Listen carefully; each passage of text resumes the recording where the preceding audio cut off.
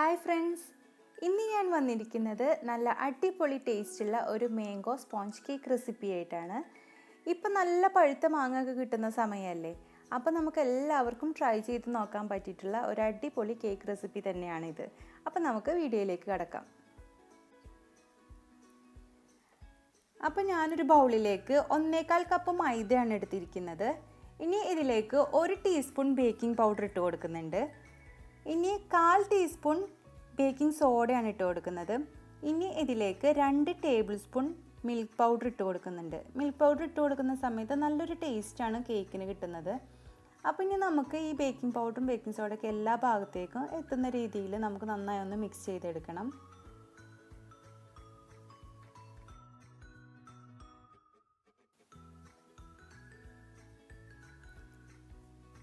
ഇനി ഞാനിവിടെ വേറൊരു ബൗളിലേക്ക് 4 കോഴിമുട്ട ഇട്ട് കൊടുക്കുന്നുണ്ട്.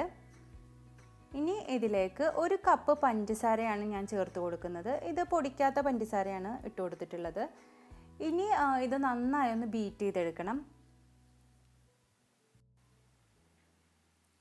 കേക്കിനൊക്കെ വേണ്ടിയിട്ട് നമ്മൾ എഗ്ഗ് എടുക്കുന്ന സമയത്ത് എപ്പോഴും റൂം ടെമ്പറേച്ചറിലുള്ള എഗ്ഗ് ആയിരിക്കാൻ വേണ്ടി പ്രത്യേകം ശ്രദ്ധിക്കണം.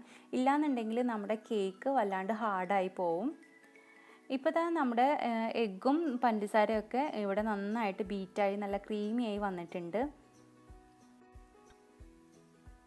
ഇനി ഇതിലേക്ക് 1/2 ടീസ്പൂൺ വാനില എസൻസും 1/2 കപ്പ് സൺഫ്ലവർ ഓയിൽ കൂടി ചേർത്ത് കൊടുക്കുന്നുണ്ട്. ഇനി ഇതിനെ ഒന്നുകൂടി ഒന്ന് ബീറ്റ് ചെയ്തെടുക്കണം.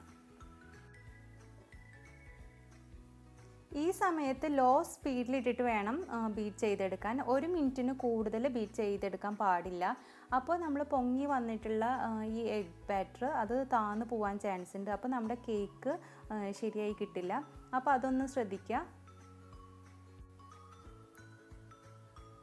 ഇനി നമുക്ക് ഇതിലേക്ക് വേണ്ടിയിട്ട് നേരത്തെ മാറ്റി വെച്ചിട്ടുണ്ടായിരുന്ന ഡ്രൈ ഇൻഗ്രീഡിയൻസ് കുറേശ്ശെയായിട്ട് ഇതുപോലെ അരിച്ച് ഇട്ട് കൊടുക്കാം.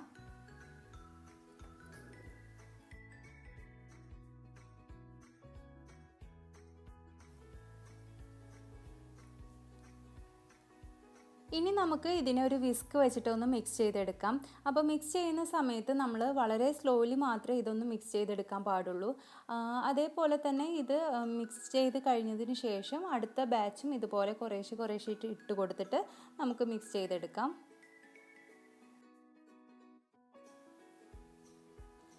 അപ്പോൾ ഇതാ ഞാനിവിടെ ബാക്കിയുള്ളത് കൂടി മിക്സ് ചെയ്തെടുത്തിട്ടുണ്ട്. ഇനി നമുക്കിതിലേക്ക് 1/4 കപ്പ് മാംഗോ പൾപ്പ് ആഡ് ചെയ്ത് കൊടുക്കണം. ഇത് ഞാൻ വെള്ളമൊന്നും ചേർക്കാതെ മിക്സിയിലിട്ട് അടിച്ചെടുത്തതാണ്.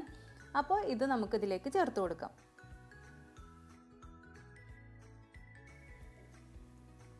ഇനി നമുക്ക് ഇത് എല്ലാ ഭാഗത്തേക്കൊന്ന് എത്തിക്കിട്ടുന്നത് പോലെ നന്നായി ഒന്ന് മിക്സ് ചെയ്തെടുക്കണം. അപ്പോൾ മിക്സ് ചെയ്യുന്ന സമയത്ത് വല്ലാതെ ഹാർഡായിട്ട് കുത്തിയിളക്കാൻ പാടില്ല. അപ്പോൾ നമ്മുടെ കേക്ക് ഹാർഡായി പോവും. അത് വീണ്ടും പറയാൻ കാരണം എന്താണെന്ന് വെച്ച് കഴിഞ്ഞാൽ നമ്മൾ ആദ്യമായിട്ട് കേക്ക് ഉണ്ടാക്കുന്നവർക്ക് വേണ്ടിയിട്ടാണ് ഞാൻ ഈ പറയുന്നത്. അപ്പോൾ സ്ഥിരം കേക്ക് ഉണ്ടാക്കുന്നവരാണെന്നുണ്ടെങ്കിൽ അവർക്കറിയാലോ.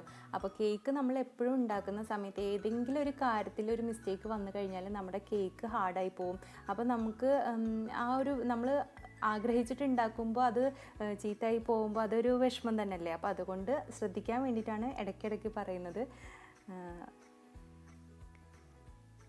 അപ്പം നമ്മുടെ കേക്ക് ബാറ്ററൊക്കെ ഇവിടെ റെഡി ആയിട്ടുണ്ട്. ഇനി നമുക്കിതിനെ ഒരു കേക്ക് ടിന്നിലേക്ക് ഒഴിച്ചു കൊടുക്കാം. ഞാനിവിടെ ബട്ടർ പേപ്പറൊക്കെ വെച്ച് കൊടുത്തിട്ടുണ്ട്. അതിലേക്ക് ഒഴിച്ചു കൊടുത്തതിന് ശേഷം ഇതിനെ നന്നായി ഒന്ന് ടാപ്പ് ചെയ്ത് കൊടുക്കണം. അതിലുള്ള എയർ ബബിൾസൊക്കെ ഒന്ന് പോയി കിട്ടാൻ വേണ്ടിയിട്ടാണ് അങ്ങനെ ചെയ്യുന്നത്. നമ്മളെടുക്കുന്ന ടിന്നിൻ്റെ 1/4 ഭാഗം മാത്രമേ ബാറ്റർ ഒഴിച്ചു കൊടുക്കാൻ പാടുള്ളൂ. അപ്പോൾ ഞാനിവിടെ എനിക്ക് ബാലൻസ് വന്നിട്ടുണ്ടായിരുന്നത് വേറൊരു ടിന്നിൽ കൂടി ഒഴിച്ചു കൊടുത്തിട്ടുണ്ട്. ഇനി നമുക്കിതിനെ ബേക്ക് ചെയ്യാൻ വേണ്ടി വെച്ച് കൊടുക്കാം. അതിന് വേണ്ടിയിട്ട് ഞാനിവിടെ 10 മിനിറ്റ് പ്രീ ഹീറ്റ് ചെയ്ത് വെച്ചിരിക്കുന്ന ഓവനിലേക്ക് 180 ഡിഗ്രി സെറ്റ് ചെയ്ത് 45 മിനിറ്റ്സാണ് വെച്ച് കൊടുക്കുന്നത്.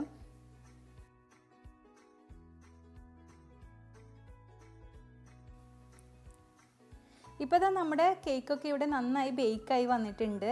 ഇനി നമുക്ക് ഇത് ഉൾഭാഗം കറക്റ്റ് ആയിട്ടുണ്ടോ എന്നുള്ളത് അറിയാൻ വേണ്ടിയിട്ട് ഒരു കത്തി വെച്ചിട്ടോ അല്ലെങ്കിൽ ഒരു സ്റ്റിക്ക് വെച്ചിട്ടോ ഒന്ന് നടുഭാഗം ഒന്ന് കുത്തി നോക്കുക. അപ്പോൾ ഇതാ ഇവിടെ ക്ലിയർ ആയിട്ട് വന്നിട്ടുണ്ട്.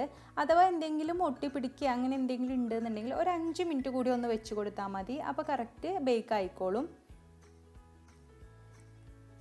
പിന്നെ മിക്കവർക്കും പറ്റുന്ന ഒരു മിസ്റ്റേക്കാണ് ബേക്ക് ചെയ്യാൻ വേണ്ടി വെച്ച് കഴിഞ്ഞാൽ ഇടയ്ക്കിടയ്ക്ക് പോയിട്ട് അത് ഓപ്പൺ ചെയ്ത് നോക്കൽ. അത് ഒരിക്കലും ചെയ്യരുത്. അങ്ങനെ ആകുമ്പോൾ നമുക്ക് ഇതുപോലെ കറക്റ്റായിട്ട് കിട്ടില്ല, കേക്ക് താന്ന് പോകാനാണ് ചാൻസ്.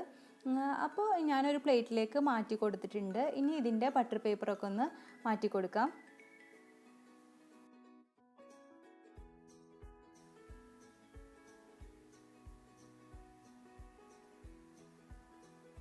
അപ്പോൾ ഇതാ ഇവിടെ നല്ല സോഫ്റ്റായിട്ട് തന്നെ നമുക്ക് കേക്ക് കിട്ടിയിട്ടുണ്ട്. അപ്പോൾ ഇതാ കണ്ടാൽ തന്നെ അറിയാം നല്ല സോഫ്റ്റാണ്, അതുപോലെ തന്നെ കഴിക്കാനും നല്ല ടേസ്റ്റാണ്. അപ്പോൾ തീർച്ചയായിട്ടും നിങ്ങൾ ഇതുപോലെ ഒരു വട്ടമെങ്കിലും ഒന്ന് ട്രൈ ചെയ്ത് നോക്കണം. അപ്പോൾ നിങ്ങൾക്ക് ഈ വീഡിയോ ഇഷ്ടമാവുകയാണെങ്കിൽ ലൈക്ക് ചെയ്യാനും ഷെയർ ചെയ്യാനും എൻ്റെ ഈ ചാനൽ സബ്സ്ക്രൈബ് ചെയ്ത് എന്നെ സപ്പോർട്ട് ചെയ്യാനും മറക്കരുത്. താങ്ക്